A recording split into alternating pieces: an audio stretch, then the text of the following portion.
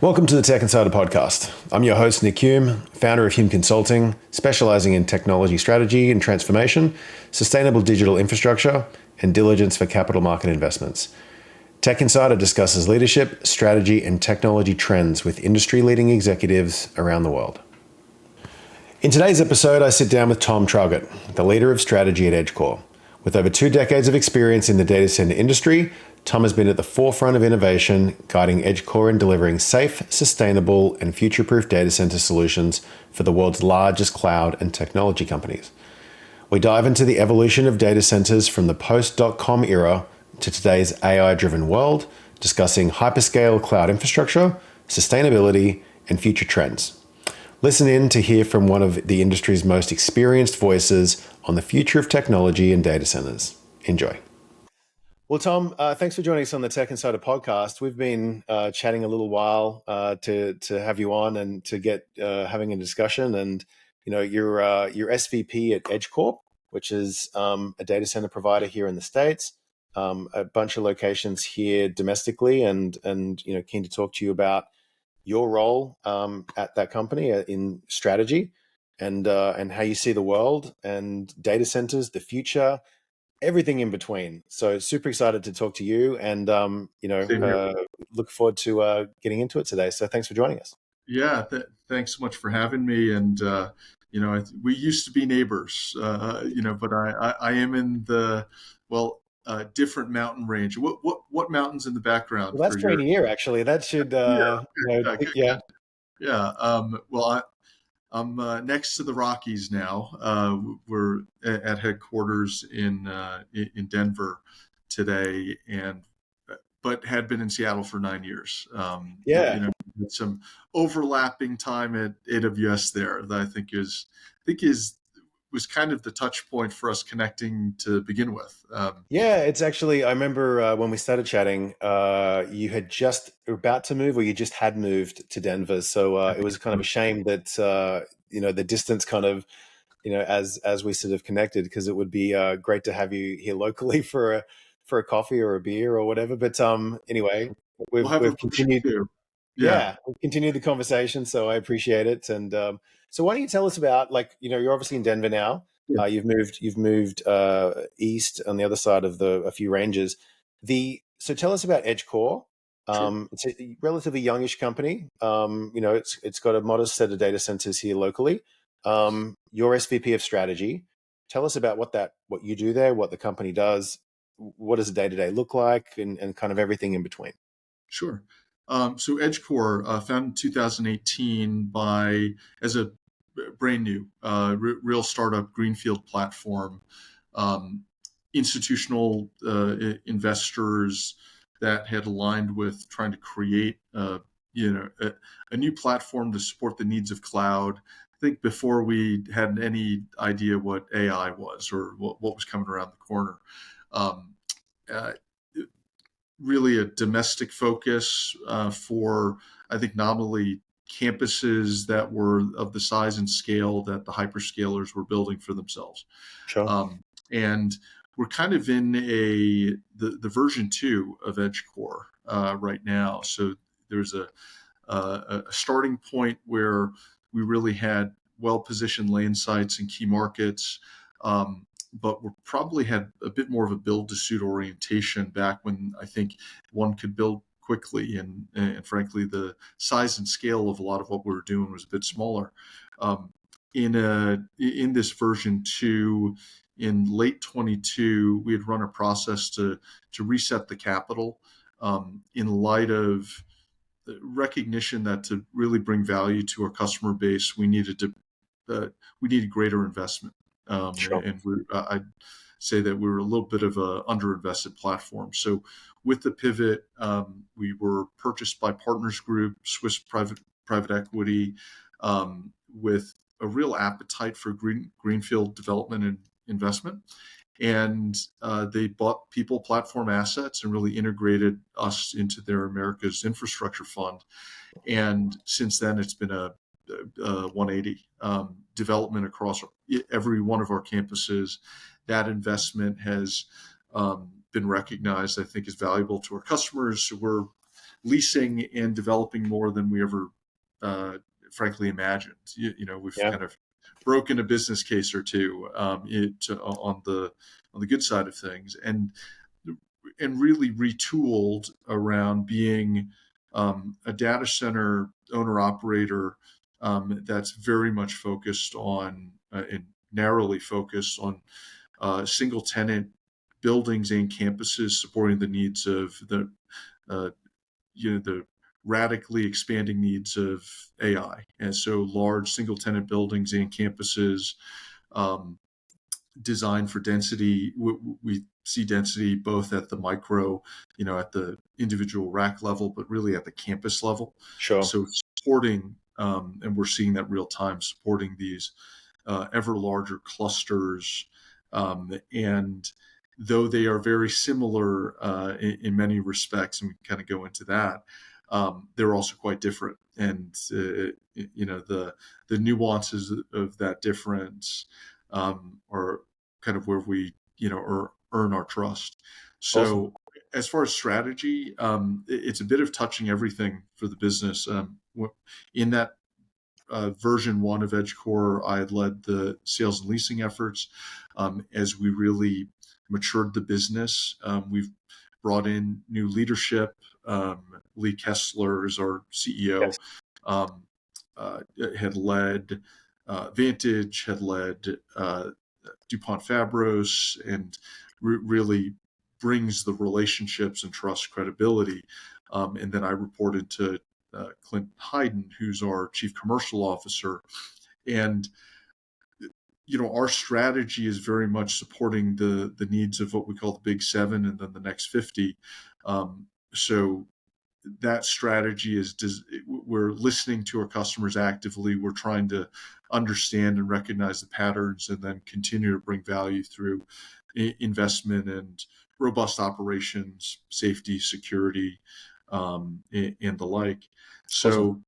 So I touch a bit of everything. I think it's having strategy in the title is sufficiently generalist to be able to give me some leeway to touch all different parts of the business, whether that's supporting customer relationships, looking around the corner for the next markets of interest, and at times gap filling.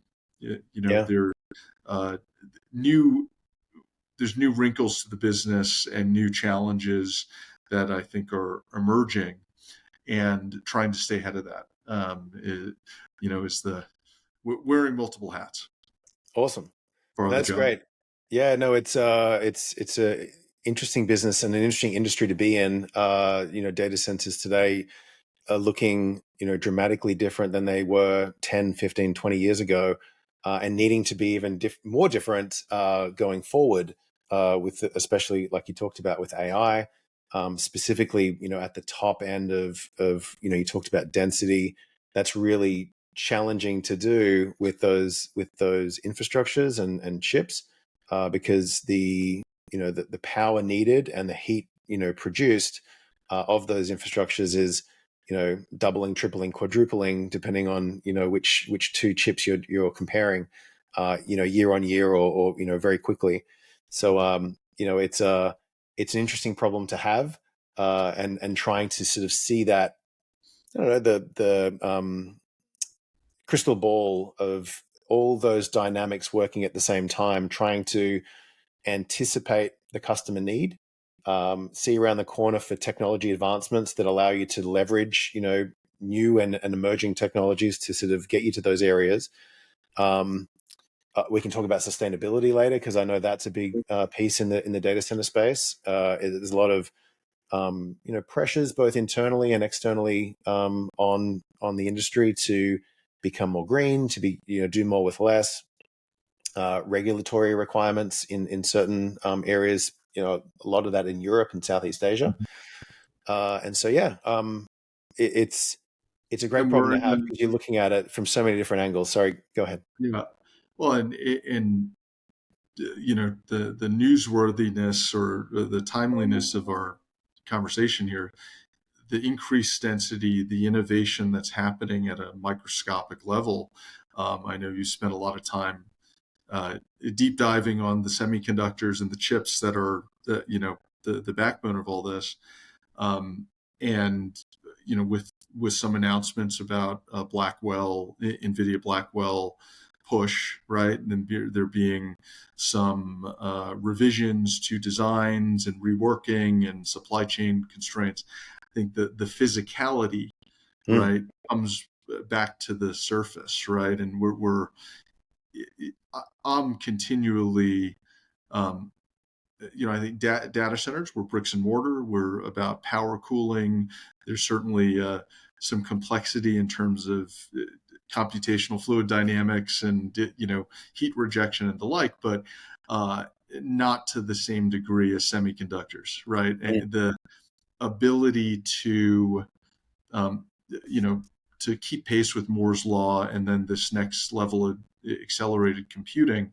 I've written a couple of thought pieces recently, and this notion of AI is almost magical, right? A prompt is a spell that you cast, and you get an image or an essay that comes back to you, and then just the unpacking of what are the physical limitations, bottlenecks, what enables this all, and when I went down kind of recently this semiconductor production rabbit hole, semiconductors are magic. I mean, the level of it's simple, right? A transistor is a switch, right? Zeros and ones, but to fit the miniaturization that's happened, that creates the density pressure, it creates the computational horsepower, right? The H100 has 80 billion transistors on it, right? And I think the Blackwell is expected to have 208 billion transistors that you could see. Apparently, on an electron microscope, you can, see the individual, channels and the like. But the level of advanced manufacturing that's required, and the precision and likely errors, right? I mean, just I guess in the field, right, in the actual production is where one sees whether the innovation actually lands as expected. At the microscopic level, do we get to the densities? Are there manufacturing defects to sort of work around? But the density is wild. And I think what was the other stat I saw? I guess just the A15 chip, right? Or is it A16 chip for the latest iPhone? 15 is equivalent in terms of gigaflops to the world's fastest supercomputer in 1998 or 2000. It's in the palm of your hand. Yeah, it's outrageous. Yeah. And then we multiply, those chips with these clusters by, it's the latest announcement from X, 100,000, GPU cluster, 150 critical megawatts. I mean, I would argue, I think the average data center historically has been 10 to 20, right? And we're doing it ourselves, rapidly. We've reset actually a number of our campuses. I mentioned the V1 of EdgeCore. Many of our campuses had intended to be, a series of 20 to 30 megawatt buildings.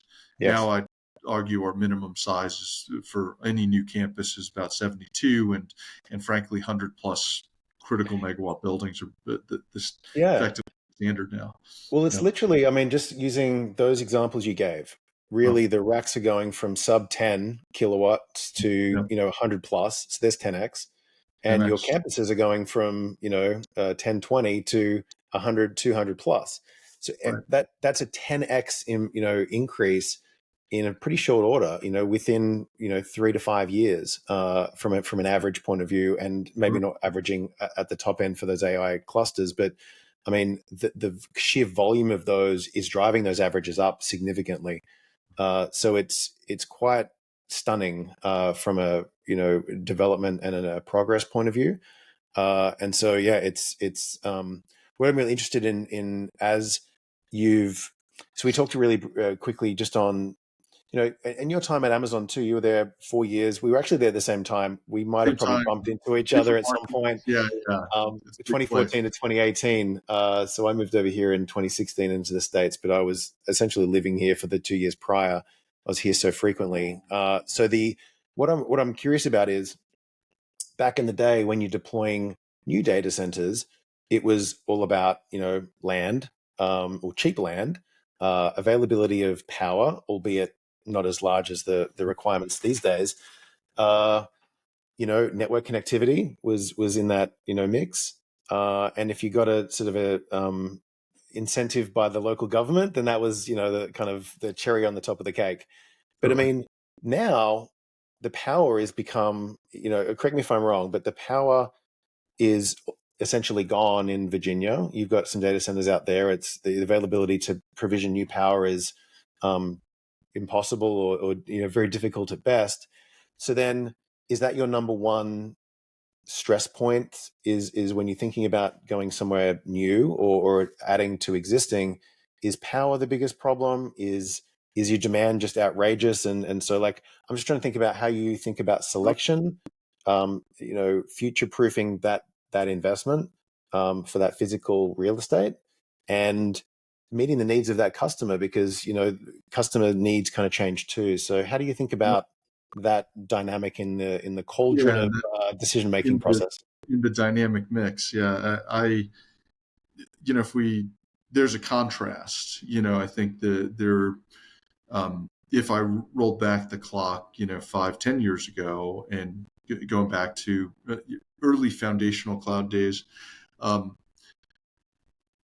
when we were at AWS together, I remember, I think 2014 or 15, the largest acceptable building was an 8 pod, call it 32 critical, megawatt building. And beyond that, there's some concerns about shared fate risk, blast Yeah, radius, to a single building didn't want to get too big for concern about domino effect, sure.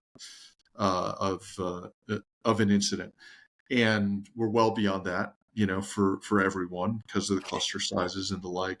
But that's the simple building blocks of power and land and purpose built versus retrofit um, remain similar. However, I think that ceiling of scale is a big challenge everywhere we're at there, and ends up being an issue we want to try and address proactively. So the existing infrastructure, existing cloud regions. I remember, and this is probably something I is especially saw doing international site selection acquisition. The data centers were often in places where if you had to start all over again, you wouldn't start there, Hmm. right? They were a lot of data center markets or submarkets were in suburban back office locations. Let's say we're going back to early 2000s when, really the enterprise, the financial services industry was driving, most of the data center investment and development. So you're in a suburban office park, a back office environment. There's no transmission level power nearby. It was, extended lines, but the actual generation or feeding substations, were basically long extension cords. I think of a place Yep. like Sossenheim in Frankfurt, and they'll sure, Deutsche Bank was, had a back office campus and you've got a lot of data center development there, but the utilities would tell you if you had to start all over again, you wouldn't put it there. Yeah. They weren't situated for the scale that we're seeing now. So in a lot of grid territories, could you get 10, 20, 30 megawatts with buffer in the grid? Sure. The size and scale of what the future looks like, which is many hundreds of megawatts per campus, we can't. That's um, achieving that, it requires a partnership with the utility, requires Yeah. alignment. Um, uh, we can't just put up a site and expect that the The power's utility will there. be able to get the power there, because pick your choke point. Yeah. You mentioned power. Power is foundational, and it is top of mind anywhere we're at. But your bottleneck for power may vary by location. Is that generate limitations in terms of generation, transmission, distribution, all three? Is it supply chain? The lead times for transformers and breakers have Totally. elongated, meaningfully, but also somewhat reasonably. It's not uh, getting scrappy to with a 10 or 20 MVA transformer that can light up a building, say 5 years ago, that you might be tapping the spares of a utility. Now with 50, 100 MVA transformers, that's a custom build, Yeah. right? That needs to be furnished and procured. So the way to secure a more ready time frame is to make the investment, right, and Yeah. to work around. These are cut big custom pieces of equipment taking high voltage transmission, 230 kV line, stepping it down to 34.5 where it's usable within the campus. And Totally. they're not just sitting around, Yeah. or they're sitting around there. It's in the gray market, and you're fell off a truck dynamic. The white van dealership. It's a lot of trucks, yeah, to try and cherry pick. But power is foundational. I'd say the comment about uh, power being constrained, say Northern Virginia. I think there's constraints and there's a queue, but a lot of but Dominion Power, has been a good partner for us. We do have two single building campuses that are kind of work together. Yep. Over 100 megawatts we'll be bringing forward by early 26. Um, they are There's actually enough capacity in their system. The biggest issue is they need to add sufficient redundancy, resiliency to that grid in order to make it available for all customers. So that you wouldn't have some sort of cascading domino effect if there was some bigger catastrophic sort of outages. So they're For sure. adding resiliency to Northern Virginia, to enable and unblock capacity, but foundationally, more generation is required of all sorts and stripes. Awesome. Both for base load, but also um, our customer mandates, our company mandates to do this sustainably, puts a lot of pressure. We're simultaneously trying to support 24/7 critical operations with base load, while also navigating the decarbonization, of our grid, and Yeah. balancing with technologies that maybe don't really exist yet, to fully get there. Yeah, well, that's a good lead into my sort of the sustainability front because like we talked about just a little while ago, the sustainability needs are both coming from internally. So a lot of companies are saying, "I'm green. We want to be green. We want to be greener." It's a lot of power to be absorbing and using for facilities, and there's whether that's the IT load, that's the cooling load, and everything around it, and so there's a lot of pressure on the data center industry. I mean, like the airline industry, it's it's a sort of a focal point of a large user of power. What how do you think about sustainability from the point of view, like, thankfully, I think given it's a relatively youngish company, I mean, there's not, you would hope there's not a lot of like tech debt and sort of Right. aging equipment and Sure. things you need to excavate out to make way for more efficient things. You would I would assume from the outside looking in that it's things have got a 2018 or later label on the side of them. Yeah. which is probably helpful for you. But how it's still a challenge nonetheless. I looked at some of the PUE metrics that you had on the website there, and they're all top of class, leading in that area. A lot of far higher, that have been in business a bit longer and probably have some maybe skeletons in the closet, so to speak, Yeah. in the racks. But yeah, how do you, there's a target PUE, and how do you think about sustainability? It's more than just a PUE, I know. Tell me how how you guys think about It sustainability. is it is holistic, and you're absolutely right. We're being born in sort of the age of AI and being born with the greenfield platform. Across our portfolio, all of our investments are designed with efficiency in mind. Uh, Water resource utilization, and stewardship is pretty foundational. Awesome. We're low to no water in our designs, pretty much everywhere. So, um, using significant quantities of water is a way of holistically, you can reduce PUE, but you're still consuming a significant resource. In many markets, even markets where water is aplenty, we're talking about millions of gallons per day and the potential Totally. to drain aquifers. And, you know, it, so we've made a strategic decision overall. There may be, on the shoulders, um, some adiabatic, efficiencies, but it's not a prime strategy to use water in our water for heat rejection. So, Yep.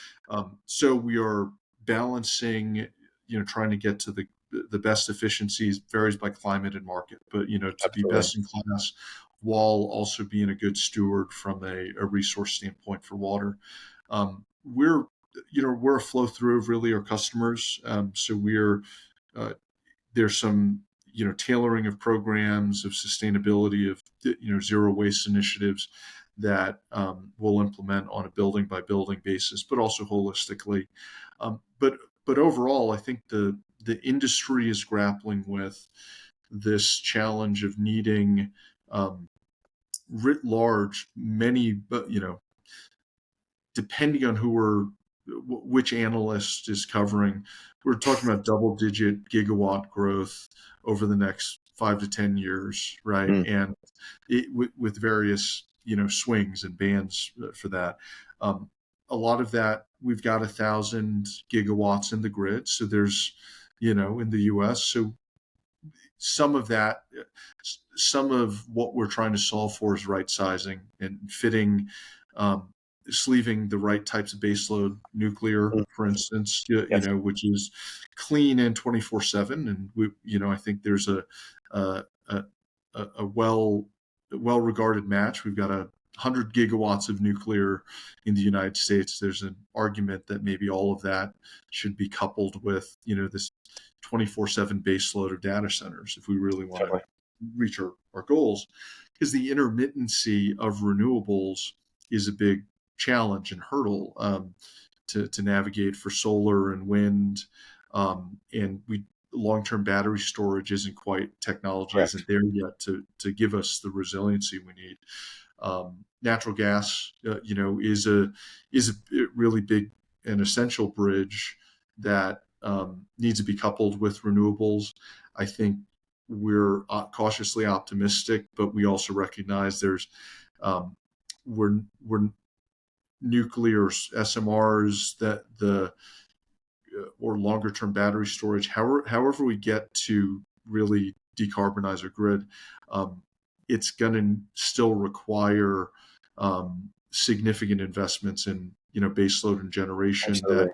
can be coupled. So we try and strike the balance. We work with our customers and our utility partners to sleeve and develop solutions. We're but we're It's market by market. It's I think what comes to the forefront is that everything we're doing has a physical reality. It's the cloud lives somewhere. The AI cluster, the large language model lives somewhere or was trained somewhere, and we um, we have to get fairly creative with establishing solutions that work right now, but also don't encumber ourselves or tie ourselves to, um, a emissions or you know a resource structure that's not sustainable in the long term. Absolutely. Um, but we're also, if we're being techno optimists here, I think there's some hope that a lot of the innovation that's happening is going to enable, you know, better technologies.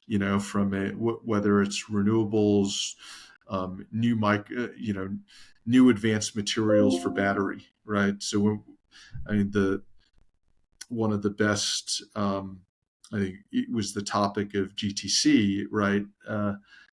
This last spring, simulating the world, right? Building a model of the world is kind of NVIDIA's goal, and Earth as 2.0, we, yeah.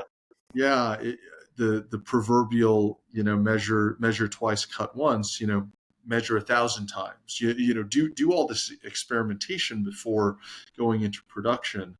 Um, it- you know, Optimistically may lead to technologies that we test out first, but help solve some of these challenges that we're also creating, with the attempt to simulate and emulate the world. Yeah. But it's I don't think anyone's um, got the magic ball. I think we have to, almost like the semiconductor industry, have some trajectory and continue prioritization the same way that semiconductors are, aspirational in terms of getting to greater densities and performance over time. I think that we have to continue to set these goals from a Yeah. sustainability standpoint, even if we don't have the technologies that are going to solve it yet. Yeah. No, it's a great point. I think I 100% agree with you. The natural gas is the bridge, in the short medium term, whilst we, maybe align the nuclear story in this country and essentially globally, because this is not a US centric and only problem. Yep. But different countries have different viewpoints on what nuclear looks like. Obviously, anything power related as it relates to both supply but equally distribution is a very long time cycle to go from zero to build and Mhm. providing some of those services. So And location wise, just to tie that point, part of the view on data centers in a lot of ways is for them to be developed in places that have more of an industrial profile. So as I described, being in a kind of a white collar suburban office park, back office, that the data centers at the size and scale of these operations increasingly want to be in more sort of industrial.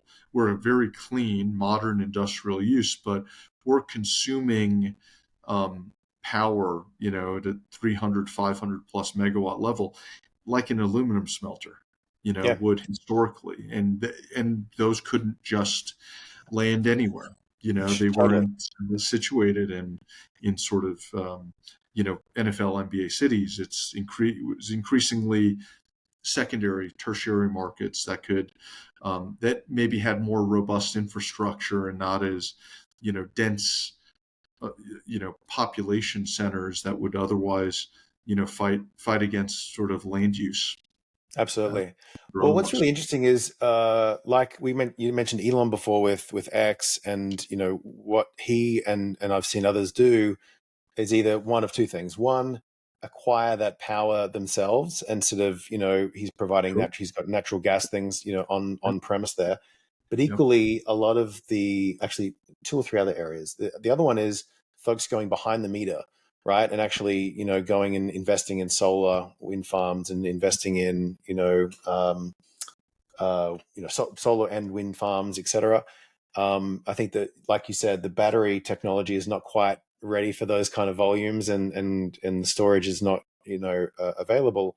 But the other one is data center companies or cloud companies that are going to, need to deploy more, increasingly looking at the supply that, say, the Bitcoin mining industry has, acquired many years ago when it was incredibly profitable to be large farms, and go and access that power. So to sort of continue their growth trajectory and essentially meet the demands of what the AI customers they have require.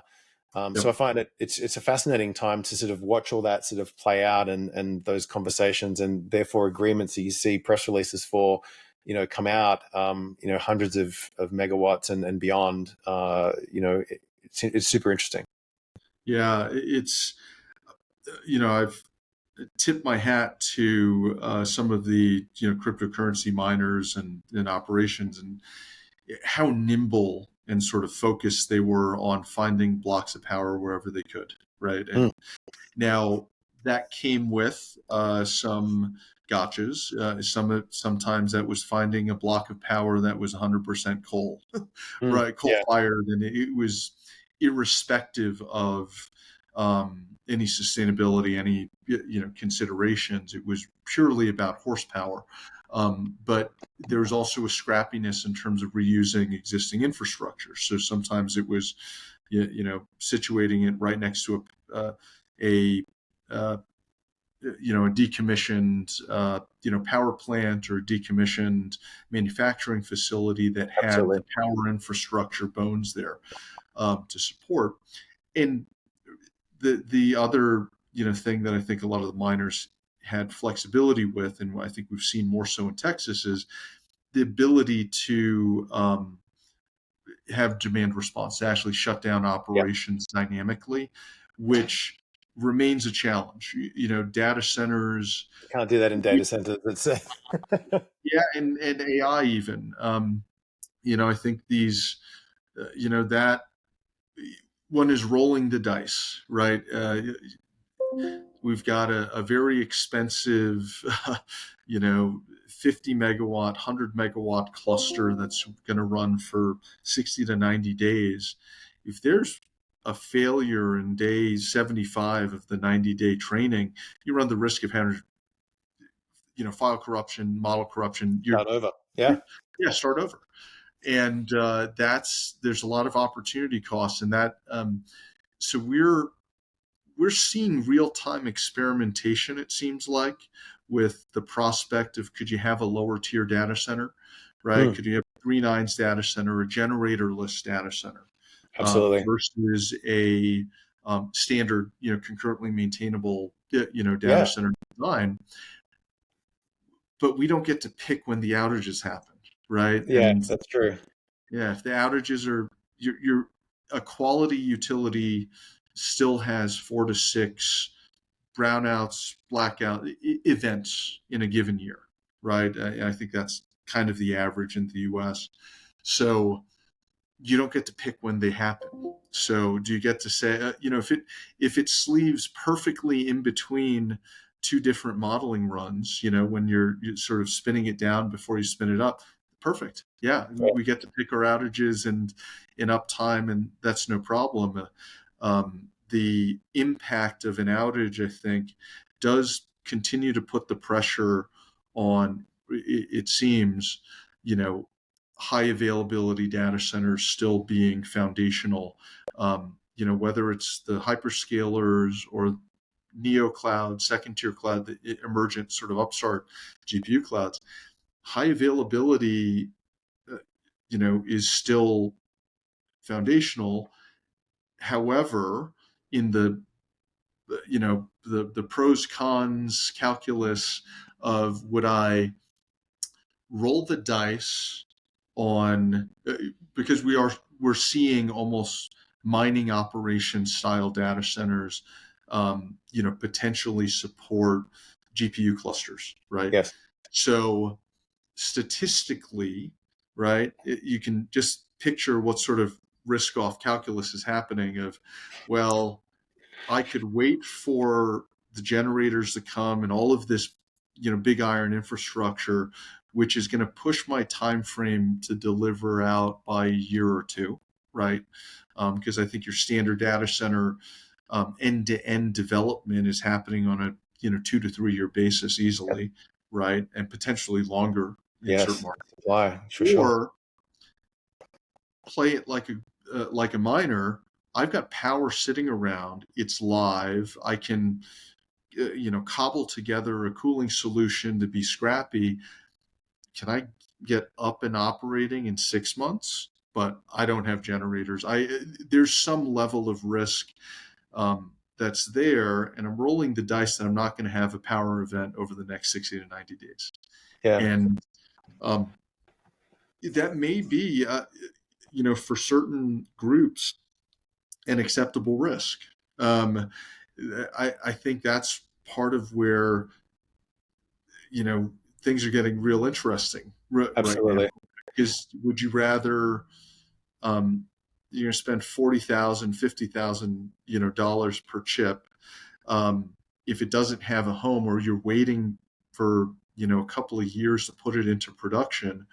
Would you sit on that capital, or put it into production in a lower tier environment, Yeah. and run the risk of an outage, run the risk, try and operationally, cobble together? But if the power goes out, that's your big binary event. I think, as we know, when you're on the end user or on the other side, power is the one service level agreement that is, you've got some more subjectivity, or there's a little more buffer and cooling, thermal events, security events, and the like.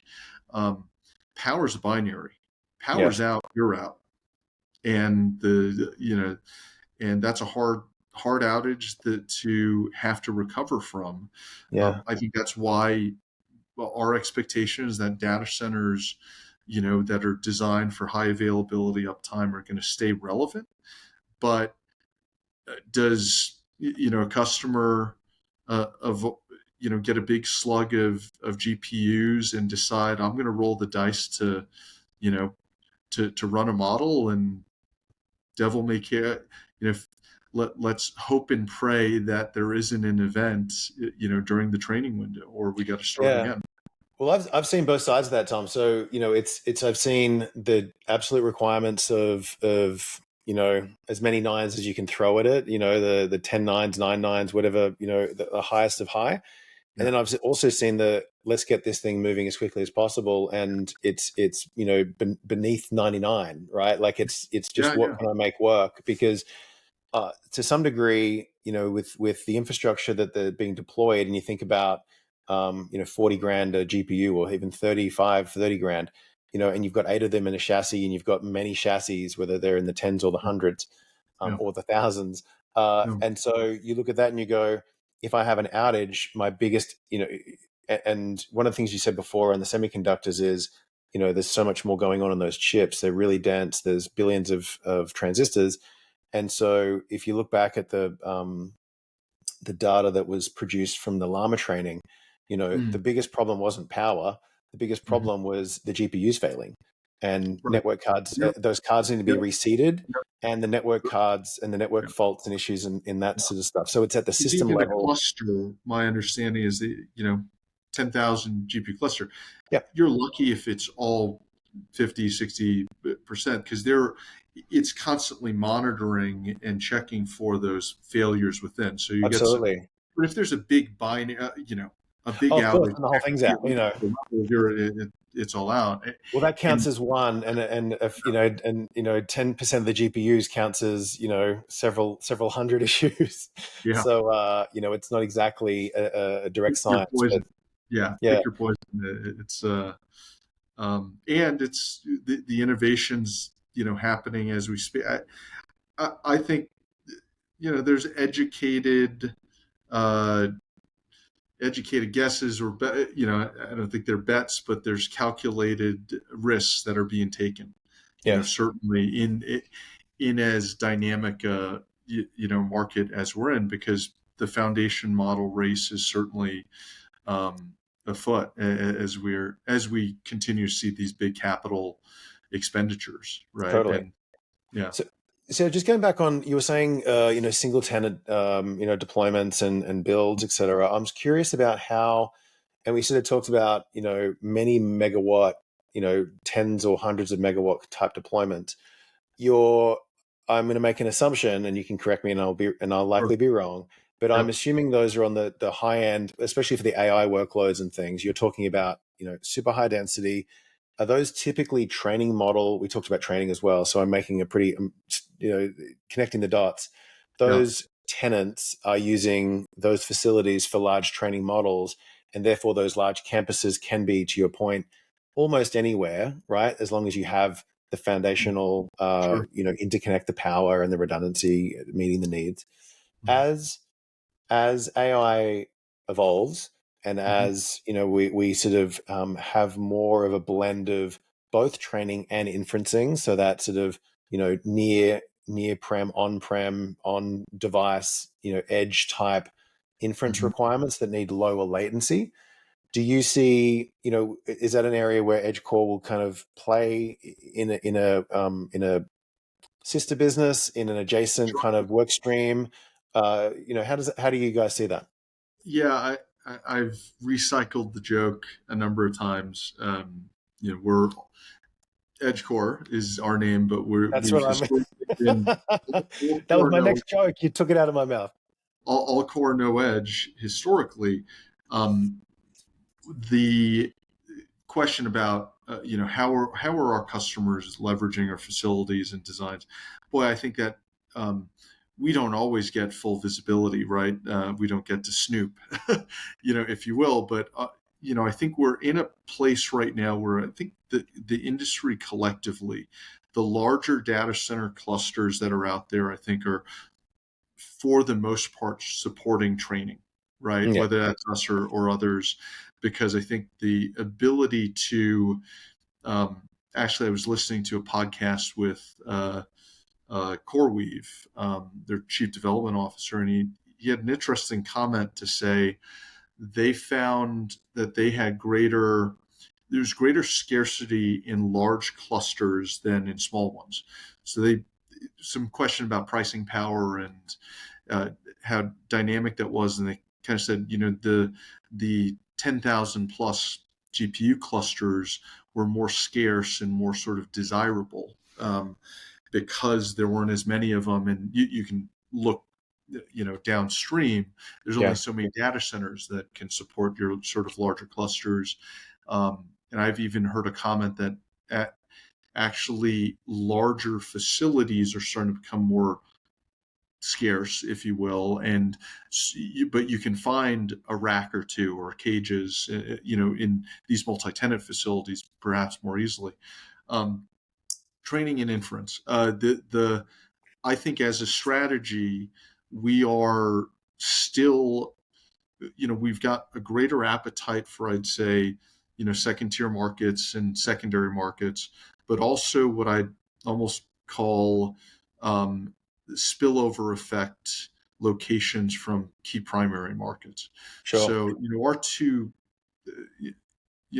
or across our portfolio, um, I can kind of go one by one. Our flagship campus and largest one is in Mesa, Arizona, which started in its own way as kind of a spillover from constraints in Phoenix proper and Chandler. Got it. So, and the Mesa market is really, perked up meaningfully for data center development.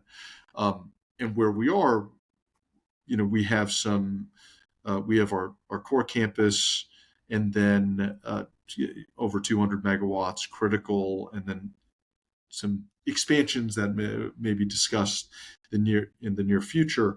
But that gives us a play for both supporting the needs of sort of training and scale now, but also because of its proximity to the Phoenix market, um, the potential to pivot and reposition.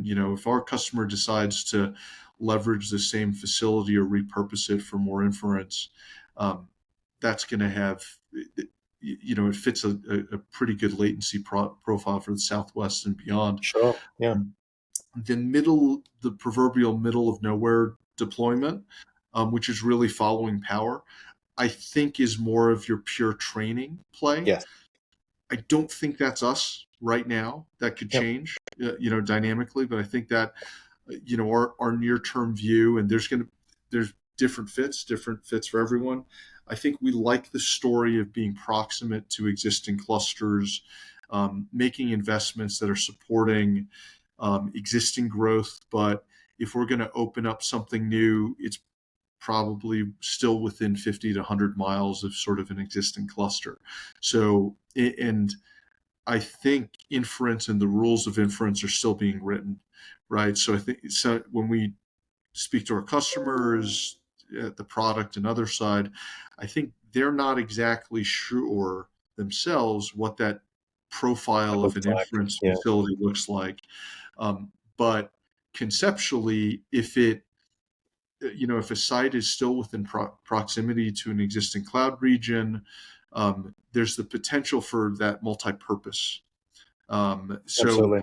we're trying to stay within that while the recipe is still being, created, and Yeah. then the other dynamic for inference, right, is how much of inference is going to be at the device level, and what is the edge? It's I know. I was just thinking as I said that, and there's obviously advancements and a lot of things happening at the chip level, like Qualcomm's chips, Intel's chips, Apple silicon, etc. Right. So that's all kind of coming down to the device, not even even at the the location of, let's say, an office branch. It's literally coming to the device, right. and so it might actually even skip over Edge again, and Edge might not have its killer app that many think it inference could actually be that killer app that kind of gets it out there, and that's the definition of Edge. It's sort of seemingly been at the telco level and kind of racks that are alongside network, POPs and things like that. But it's if the advancements of that on device, whether it's your iPhone or your smartphone or it's your laptop, and it kind of just bypasses all over again, and sort of we've got the big campuses and what you have in front of you. It's like a two-tier type thing, that Mm. 2.5 3-tier thing, maybe that interim, single megawatt type deployment, those edge deployments maybe aren't as, you could argue that they maybe aren't as relevant as for the majority.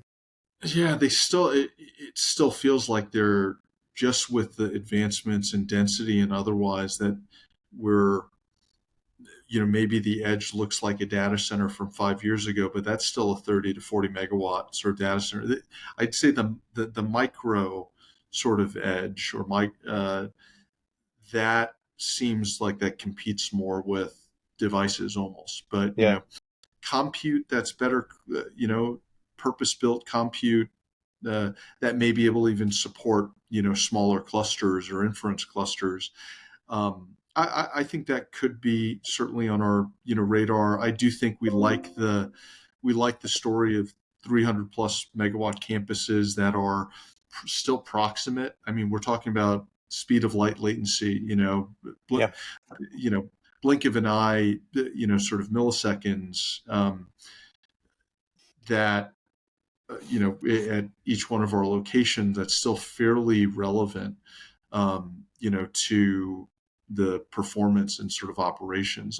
And there are some true like micro latency, and but frankly, that seems to be more at your like low latency trading, trying to yeah, get this competitive edge. There's um, people barely notice, anything below 10 milliseconds, right? And that gives us 1,000 kilometers to work with, yeah, typically. So we've still got that latency envelope as it relates, I think, to the end user experience. It still gives us quite a bit of room to run, totally, to still be interactive with even existing clusters and population centers. totally. That's it's fascinating. I've got a couple more questions if you've still Sure, got a yeah, little bit of please, time yeah, there, Tom. So I yeah. appreciate the time. So really it was around, well, the two places in particular I wanted to sort of concentrate on, and maybe it's not exactly a good segue to either of them because they're kind of jutted back into what we are talking about before. But one of the things was, you could talk about sustainability and density, right? So a big density play. How have you seen data centers traditionally were selling white space as a service, right? It's like a real estate kind of play. more and more there's liquid cooling, next gen and advanced cooling technologies that play into the sustainability area. Are your customers coming to you and saying, "Hey, I need plumbing essentially to every rack position. I need X amount of Y gallons of water flow." How are they coming to you with things they're going to roll into place? Are you providing any of that infrastructure? Like, how Right. does that work in your world? Yeah, we are trying to capture as big a part of the market as possible. I'd say that um, I mentioned low to no water sort of cooling Yes. solutions, but we've got large air cooled chillers. We've got chilled water distribution and systems, kind of that bulk piping that gives us the ability to. So we're put very simply, it's the base design still remains air cooled, right? So with standard crays and cracks supporting the facility, but with the additional valves and taps and the ability to frankly swap out, crays and cracks with CDUs, so that we can do basically add a secondary loop. Now, because we don't have standardization there, we haven't necessarily picked a horse to align with. I think we try and be more customer responsive there, and there's a mix, right? Even as we're looking at different designs, there's still going to be an expectation. Maybe it's 80% of the room is direct to chip, liquid, and we're still going to need air, Absolutely. the air management for the overall room. But the future proofing is mainly at having that a requisite amount of bulk tons of uh, liquid that can provide sufficient heat rejection that's proportionate and tied to the IT load that we can support. Now, that I think we are, especially with Blackwell, as that lands, everyone buys a little extra time, I suppose, before that has to come into full production. And frankly, this was an NVL 36. The sort of scaled down version is almost suited to stay within that air, the capabilities of air, right? But we think we're gonna see a lot more, direct to chip first. I don't think we're there in immersion yet. Feel like that feels a little further away. That needs the buy-in. Frankly, it needs buy-in of NVIDIA. A lot of For companies, yeah, including yeah, Nvidia. yeah.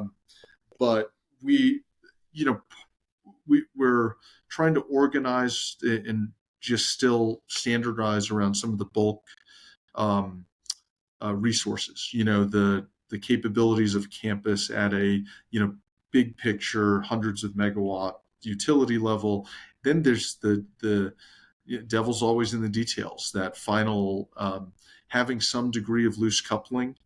Kind of looking at the data center as not just a monolithic design, but also a kit of parts. With Lego pieces that can be slightly reconfigured to meet the particular needs of a customer. Um, and I think the other point that I think we've talked about in the past, NVIDIA is still very much in the business of selling the boxes more so than managing the data centers and solutions. So it's Absolutely. still it still really is up to their customers to implement. Now they'll have suggestions, they'll have archetypes, they'll have reference designs, they're doing their own R&D and suggest how you might cool this or that or a few flavors of it. But when you buy the car, you decide what level of gasoline you put in it, and it's still up to you how to drive it, how to operate it. And you see that on the networking side, right? Do you want to Absolutely. InfiniBand or RDMA? The differentiation seems to happen or on the edges. Everyone's buying the same box.